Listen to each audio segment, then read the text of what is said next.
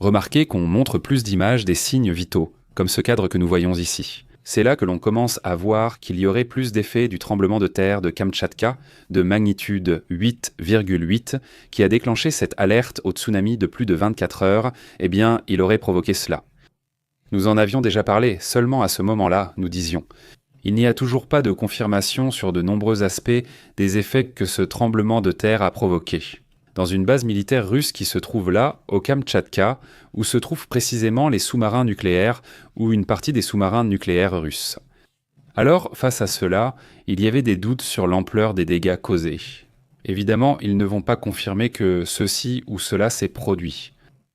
Ils ont seulement dit que cela a été fortement ressenti dans cette région, dans cette base militaire. Mais il y a déjà des données, et au moins avec les images, eh bien, les experts, disons dans ce type d'image, donnent déjà une idée de ce qui s'est passé. Selon le groupe Conflict Intelligence Teams, il est peu probable que cela affecte la capacité opérationnelle de la base. Les réparations ne seront pas coûteuses, et l'épicentre se trouvait à environ 120 km de la zone. Selon les rapports, le tsunami est arrivé 15 minutes après le séisme. Et même si cela les a surpris, ce qu'ils disent, c'est que la base reste, disons, stable. Exactement. La base, plus ou moins, a 5 sous-marins nucléaires et ils se trouvent à Kala, conçus à l'époque soviétique. D'ailleurs, c'est pour protéger les navires des tempêtes en mer ouverte. Pour le moment, il n'y a pas de rapport officiel et il n'y en aura pas non plus de Moscou où l'on parlerait de dégâts ou de quelque chose qui se serait passé. On a bien dit qu'il y a aussi 2 ou 3 impacts sur les bâtiments, mais on n'a pas parlé des sous-marins. Les quais flottants, bien que plus modernes, sont plus vulnérables aux vagues extrêmes.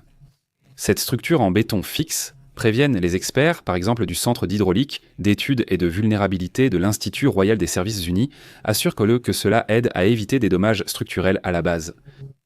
Aucun niveau élevé de radiation n'a été détecté, aucun dommage visible n'a été constaté sur les sous-marins nucléaires d'Ohamare.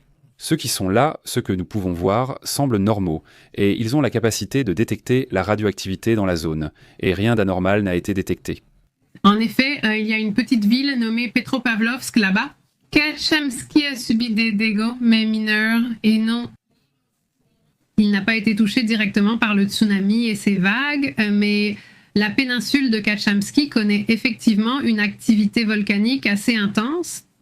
Et l'autre jour, Pépé vous parlait de ce volcan qui avait entre 5 cents, certains disent 6 cents, d'autres disent 4 cents, disons 5 cents, un point intermédiaire sans activité et il est actif maintenant, et Pépé en parlait aussi ce matin, sur 7 volcans dans la région qui présentent une activité, c'est-à-dire ce sont 29 volcans actifs, mais 7, comme tu dis, avec des éruptions, des fumerolles, ce genre de choses, depuis que le volcan a commencé.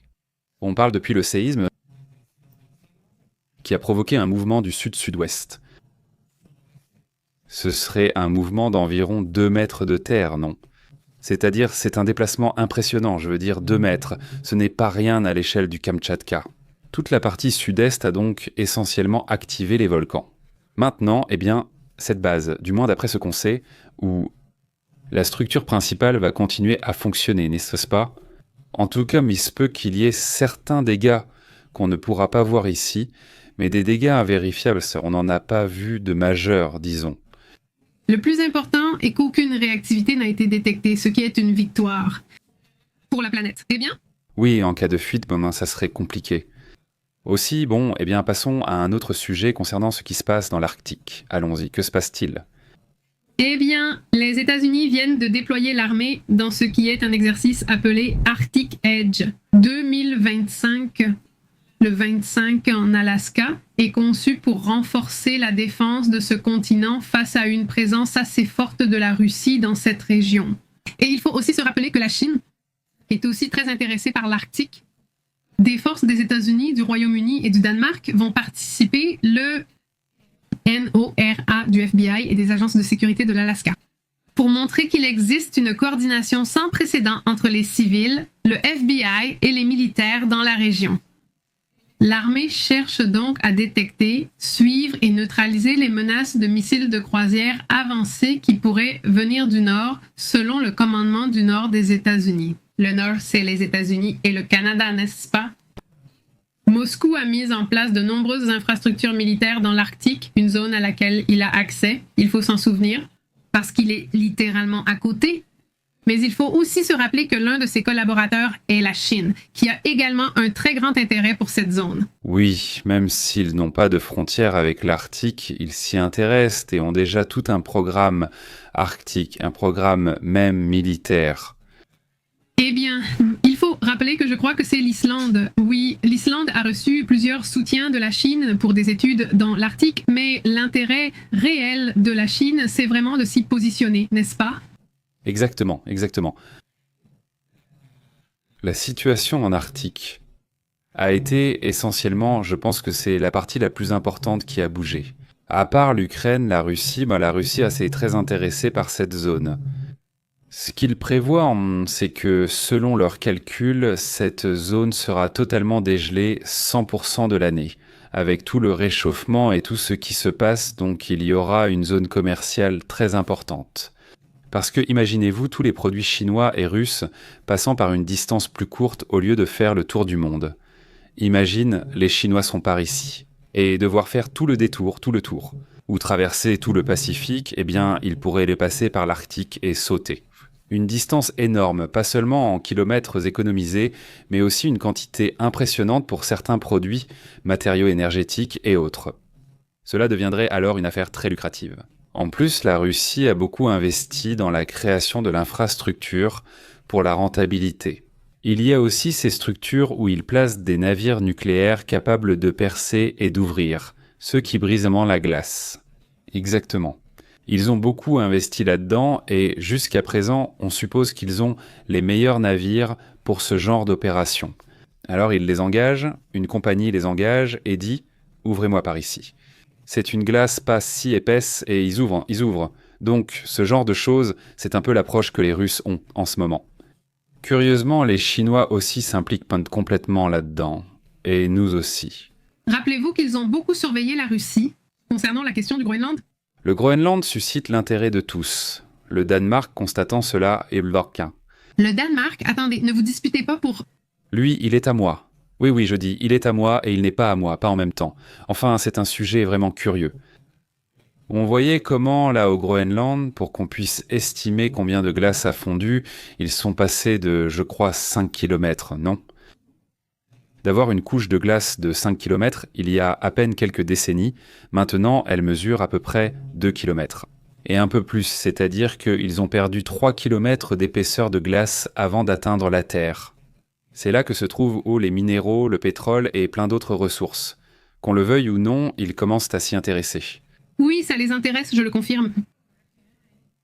Quand tu le voyais loin, 5 km c'est trop, mais à 2 km tu te dis déjà, là c'est autre chose, non ? Dans quelques années, la zone sera libre à exploiter, souligne-t-il. Moi aussi vraiment impressionnant là-bas, mais vraiment des vautours. Passons à d'autres sujets, abordons aussi d'autres thèmes importants. Je veux laisser ici les commentaires dans la communauté, mais tu vois, je me suis trompé, on va laisser les commentaires ici. Et écrivez-nous, nous aimons avoir cette option. Je ne sais pas si ça vous plaît, à vous aussi, dites-le moi, parce que peut-être que vous n'aimez pas ça, mais j'aimerais savoir si ça vous plaît d'apparaître là-bas. J'aime parfois mettre quelques commentaires, donc voilà. José Gonzalez, Mitucayo salue la communauté, il est le 212e like, merci José. José Jésus, Andarte du Chili et Max Alexandre sont aussi présents. Toute la communauté est réunie. Nous sommes donc maintenant internationaux. Francisco Arce, comment vas-tu ? Dit-il. Mais si les pôles fondent, il n'y aurait plus de monde, dit-il. Enfin, il y aurait un monde, disons, différent. Tu te souviens du film ? Mieux, il n'y en aurait plus des humains, oui. Enfin, le monde, oui. Mais le monde, oui. Oui, enfin, le monde, oui.